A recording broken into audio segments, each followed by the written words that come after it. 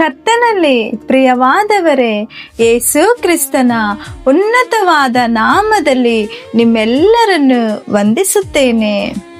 ಈ ದಿನದ ದೇವರ ವಾಕ್ಯದ ಭಾಗ ಕೀರ್ತನೆಗಳು 142 7ನೇ ವಚನ. ಸೆರೆಯಿಂದ ನನ್ನನ್ನು ಬಿಡಿಸು, ನಿನ್ನ ನಾಮವನ್ನು ಕೀರ್ತಿಸುವೆನು. ನೀತಿವಂತರು ನಿನ್ನ ಮಹೋಪಕಾರಕ್ಕಾಗಿ ನನ್ನನ್ನು ಸುತ್ತಿಕೊಂಡು ಉತ್ಸಾಹಗೊಳ್ಳುವರು.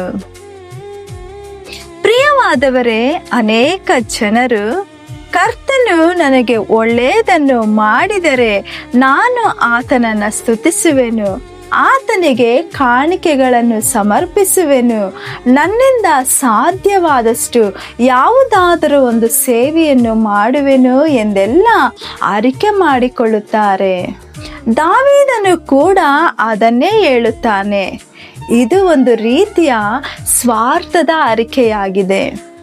ನಮ್ಮ ಪಿತೃವಾದ ಯಾಕೋಬನು ಸಹ ಹಾಗೇ ಹೇಳಿದನು. ದೇವರು ನನ್ನೊಂದಿಗಿದ್ದು ನಾನು ಹೋಗುವ ಈ ದಾರಿಯಲ್ಲಿ ನನ್ನನ್ನು ಕಾಯ್ದು ತಿನ್ನಲು ಊಟವನ್ನು, ಧರಿಸಲು ವಸ್ತ್ರವನ್ನು ನನಗೆ ಕೊಟ್ಟು ನನ್ನನ್ನು ನನ್ನ ತಂದೆಯ ಮನೆಗೆ ಶಾಂತಿಯಿಂದ ಹಿಂತಿರುಗಿಸಿ ಬರುವಂತೆ ಮಾಡಿದರೆ ಕರ್ತನು ನನಗೆ ದೇವರಾಗಿರುವನು. ನಾನು ಕಂಬವಾಗಿ ನಿಲ್ಲಿಸಿದ ಈ ಕಲ್ಲು ದೇವರ ಆಲಯವಾಗುವುದು. ದೇವರೇ, ನೀನು ನನಗೆ ಕೊಡುವ ಎಲ್ಲದರಲ್ಲಿಯೂ ನಿನಗೆ 10ನೇ ಒಂದು ಭಾಗವನ್ನು, ಅಂದರೆ ದಶಮಾಂಶವನ್ನು ಕೊಡುವೆನು ಎಂದು ಅರಿಕೆ ಮಾಡಿಕೊಂಡನು.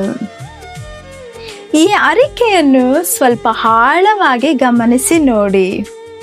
ಕರ್ತನು ನನ್ನನ್ನು ಆಶೀರ್ವದಿಸಿದರೆ ಆತನು ನನ್ನ ದೇವರಾಗಿರುವನು, ಆತನಿಗೆ ದಶಮಾಂಶವನ್ನು ಕೊಡುವೆನು. ಒಂದು ವೇಳೆ ಆಶೀರ್ವದಿಸದಿದ್ದರೆ ಸ್ತುತಿಯೂ ಇಲ್ಲ, ಸ್ತೋತ್ರವೂ ಇಲ್ಲ, ಕಾಣಿಕೆಯೂ ಇಲ್ಲ ಎಂದಂತಿದೆ. ಅದೇ ಸಮಯದಲ್ಲಿ ಇಲ್ಲಿ ಹಬಕ್ಕೂಕ್ ಎಂಬ ಪ್ರವಾದಿಯ ಅರಿಕೆಯನ್ನು ನೋಡಿ.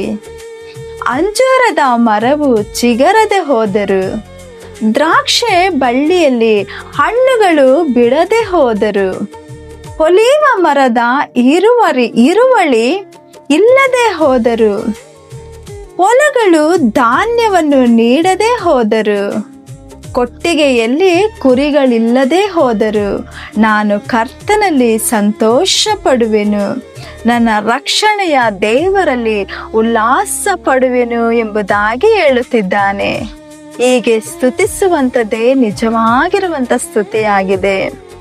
ಹಾಗಾಗಿ ನಮ್ಮ ಪರಿಸ್ಥಿತಿಗಳಲ್ಲಿ ನೋಡಿಕೊಂಡು ನನಗೆ ಇದ್ದರೆ ಮಾತ್ರನೇ, ಕರ್ತನು ನಮ್ಮನ್ನು ಆಶೀರ್ವದಿಸಿದರೆ ಮಾತ್ರನೇ ನಾವು ದೇವರನ್ನು ಸ್ತುತಿಸುತ್ತೇವೆ ಎಂಬುದಾಗಿ ಇರದೆ, ಹಬಕ್ಕೂಕನ ಹಾಗೆ ಏನು ಇದ್ದರೂ ಏನು ಇಲ್ಲದಿದ್ದರೂ ನಾನು ನನ್ನ ಕರ್ತನಲ್ಲಿ ನಾನು ಸಂತೋಷಿಸುವೆನು ಎಂಬುದಾಗಿ ನೀವು ಸಂತೋಷ ಪಡುವಾಗ, ಕರ್ತನನ್ನು ಸ್ತುತಿಸುವಾಗ, ಆರಾಧಿಸುವಾಗ, ಕೊಂಡಾಡುವಾಗ ಆ ಕರ್ತನ ಕೃಪೆಯು ನಿಮ್ಮನ್ನು ಆವರಿಸಿಕೊಂಡು ಕರ್ತನು ನಿಮ್ಮನ್ನು ನಡೆಸುವಂಥವನಾಗಿದ್ದಾನೆ.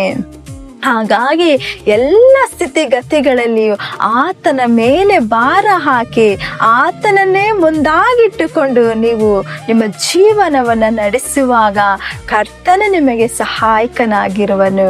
ಹಾಗಾಗುವಂತೆ ದೇವರು ತಾನೇ ನಿಮ್ಮೆಲ್ಲರನ್ನು ಆಶೀರ್ವದಿಸಲಿ.